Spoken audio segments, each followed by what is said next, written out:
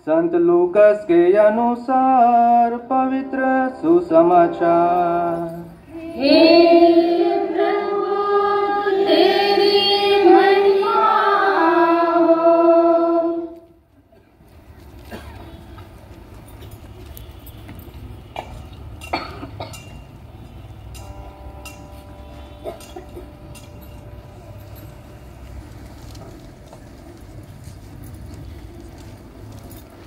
अध्याय 2 वचन संख्याएं 41 से 52 तक।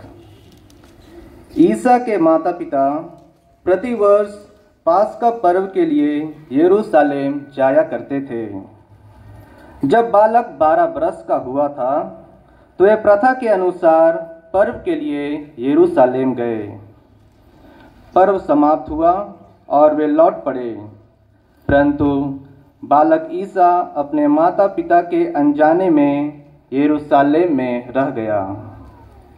वे यह समझ रहे थे कि वह यात्री दल के साथ है, इसलिए वे एक दिन की यात्रा पूरी करने के बाद ही उसे अपने कुटुंबियों और परिचितों के बीच ढूंढते रहे। उन्होंने उसे नहीं पाया और वे उसे ढूंढते ढूंढते यरूशलेम लौटे।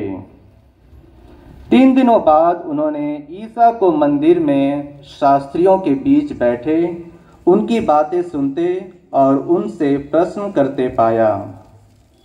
सभी सुनने वाले उसकी बुद्धि और उसके उत्तरों पर चकित रह जाते थे। उसके माता पिता उसे देखकर अचंभे में पड़ गए और उसकी माता ने उससे कहा, बेटा, तुमने हमारे साथ ऐसा क्यों किया? देखो तो तुम्हारे पिता और मैं दुखी होकर तुमको ढूंढ रहे हैं।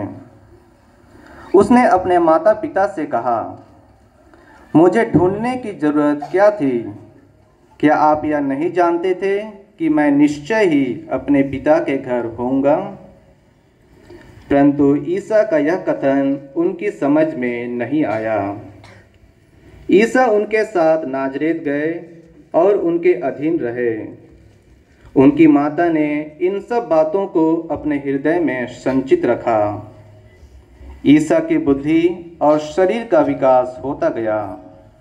वह ईश्वर तथा मनुष्यों के अनुग्रह में बढ़ते गए। यह प्रभु का सुसमाचार है। हे